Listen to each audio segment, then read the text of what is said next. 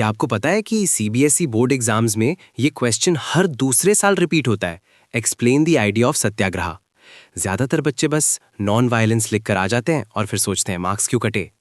बेटा, अगर एग्जामिनर से फुल मार्क्स चाहिए तो सत्याग्रह की सोल को समझना पड़ेगा।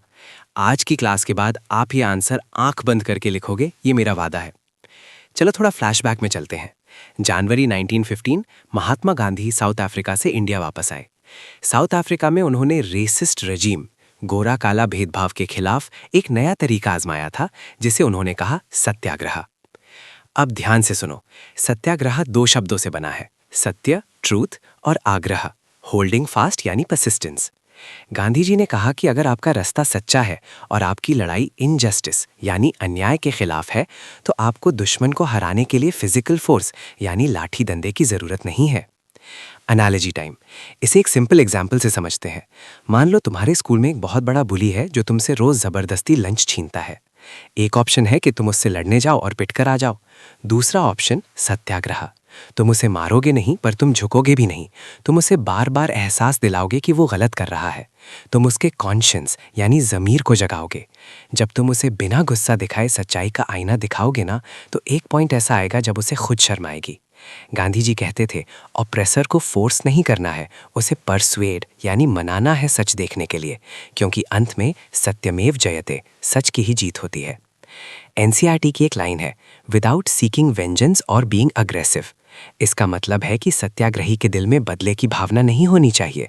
ये कोई कमजोर इंसान का काम नहीं है, ये सोल फोर्स है जिसके लिए बहुत हिम्मत चाहिए। गांधी जी का मानना था कि ये धर्म ऑफ नॉन वायलेंस सारे इंडियंस को एक साथ जोड़ सकता है। अब बात करते हैं एक्शन की। इंडिया आते ही गांधी जी ने 3 बड़े एक्सपेरिमेंट्स किए। इन्हें याद रखने की ट्रिक है CAK, चंपारण अहमदाबाद खेड़ा। 1. 1917 चंपारण बिहार। यहाँ पेजेंट्स यानी किसान इंडिगो प्लांटेशन सिस्टम से परेशान थे। गांधी जी ने उन्हें इंस्पायर किया कि ऑप्रेसिव सिस्टम के खिलाफ खड़े हो जाओ। 2. 1917 खेड़ा गुजरात। यहाँ किसानों की फसल बर्बाद हो गई थी और प्लेग फैल गया था। वो रेवेन्यू यानी टैक्स नहीं दे सकते थे, पर ब्रिटिश सरकार मान नहीं रही थी। गांधी जी ने यहाँ रेवेन्यू रिलैक्सेशन के लिए सत्याग्रह किया। 3. 1918 अहमदाबाद गुजरात। यहाँ Gandhi ji cotton mill workers के बीच गए उनकी वेजेस बढ़वाने के लिए। Marking scheme alert. बच्चों ध्यान देना, अगर ये क्वेश्चन 3 मार्क्स में आता है तो आपको सत्याग्रह की डेफिनेशन और उसके कोर प्रिंसिपल्स ट्रूथ और नॉन वायलेंस लिखने हैं। अगर 5 मार्क्स में आता है तो इन 3 मूवमेंट्स को, चंपारण खेड़ा अहमदाबाद को मेंशन करना कंपलसरी है।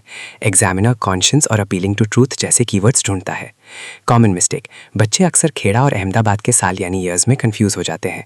याद रखना, एनसीईआरटी के हिसाब से चंपारण 1917, खेड़ा 1917 और अहमदाबाद 1918 का सीक्वेंस फॉलो करना है। Potential exam questions. 5 marks question, describe the 3 early satyagraha movements organised by Mahatma Gandhi. Key points, place, year, cause and result. 3 marks question, what was the idea of satyagraha according to Gandhi ji. Key points, power of truth, non violence, appealing to conscience.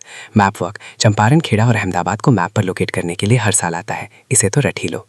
तो दोस्तों, ये था सत्याग्रह का पूरा logic. अगर समझ आया तो वीडियो को लाइक ज़रूर करना और अपने दोस्तों के साथ शेयर करो ताकि वो भी रट्टाफिकेशन से बच सके। चैनल को सब्सक्राइब करना मत भूलना। और हाँ, अगर आपको मुझसे personal 1-on-1 social science classes चाहिए जहाँ हम ऐसे ही हर कॉन्सेप्ट को क्रिस्टल क्लियर करें, तो नीचे डिस्क्रिप्शन चेक करो, वहाँ सारी डिटेल्स मिल जाएंगी। मिलते हैं अगले लेक्चर में, तब तक के लिए पढ़ते रहो और फोड़ते रहो। लेक्चर खत्म, अब निकालो कॉपी पेन। ये रहे टॉप 5 एग्जाम पॉइंट्स।